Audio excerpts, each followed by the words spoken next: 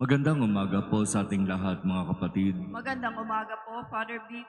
Araw ng Huwebes sa unang linggo ng Adbyento, panahon pa rin ang paghahanda natin para sa Pasko ng Pagsilang.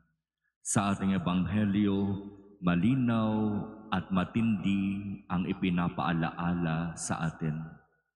Hindi lahat ng tumatawag sa akin, Panginoon, Panginoon, ay makakasiguro na makapapasok sa langit.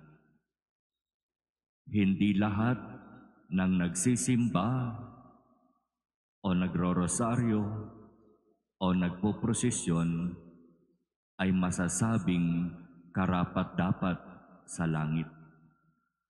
Kung ganon, sino ang may pag-asang makapasok sa langit ayon sa Ebanghelyo?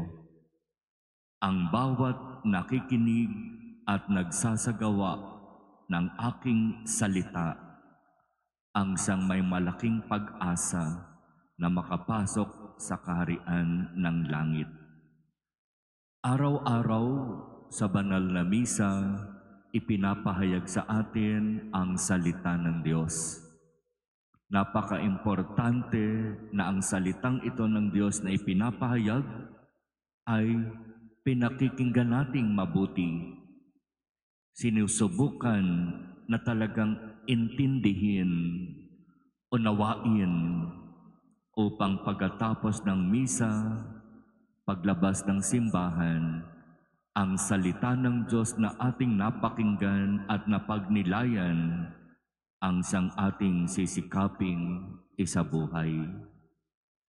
Ang salita ng Diyos ay buhay, nakakatulong at talagang nakapagbibigay ng biyaya sa isang taong tunay na nakikinig at nagninilay at magsasabuhay nito.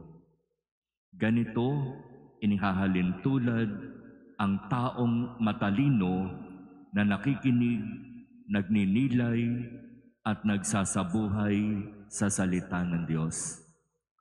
Sa madaling salita, ang malinaw na sinasabi ng Ebanghelyo, hindi komot ako ay pari, hindi komot ikaw ay daily mass goer, church worker, ay sigurado ka na, sigurado na ako sa langit.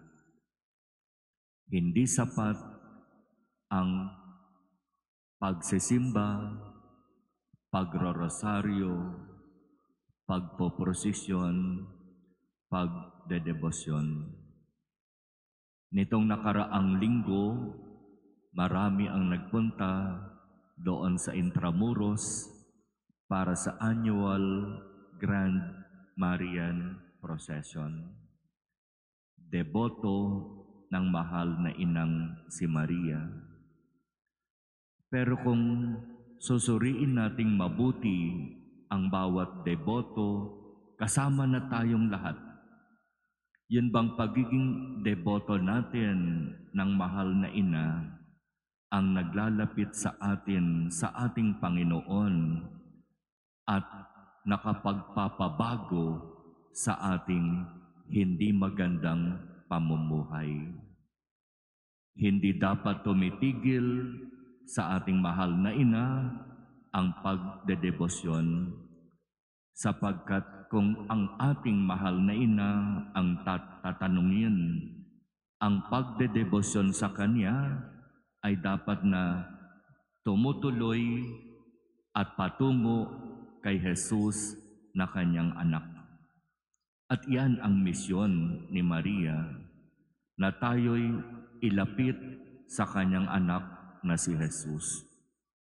Kaya sa mga nagdedebosyon, sa mga palaging nagdarasal ng mga nobinaryo, hindi diyan dapat tumigil ang ating pagsisikap na makasunod sa ating Panginoon. Kailangan iyan ay ipinapakita rin sa gawa. Kaya ang malinaw na paalaala ng Ebanghelyo ngayon, hindi maaaring puro lamang salita Panginoon, Panginoon, kinakailangan ipakita sa gawa. At sa gawa na ipapakita natin, kinakailangan malinaw na tayo ay nagmamalasakit, tumutulong at nagmamahal sa kapwa. Kaya magkasama ang kung ano ang salita na binibitiwan at sa kung ano ang mga gawa na sinisikap isabuhay. Ipagkaloob nawa ng Diyos sa atin ang biyaya ng tunay na pagsunod sa Kanya sa salita at gawa.